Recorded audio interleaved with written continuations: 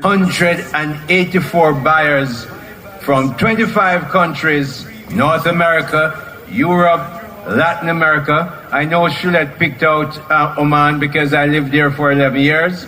Asia and the Caribbean are here today at the JMA Jamaica Expo 2025. Isn't that simply amazing? 884 buyers in Jamaica to buy Jamaican goods and services. This is a record for a Jamaica Expo, and we're very happy to have that record. And this clearly reflects Jamaica's growing global influence and appeal.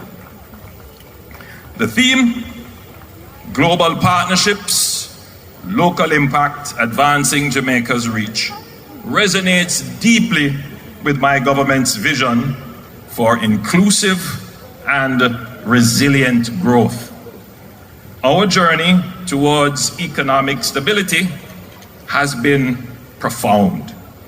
Jamaica today boasts its strongest economy since independence.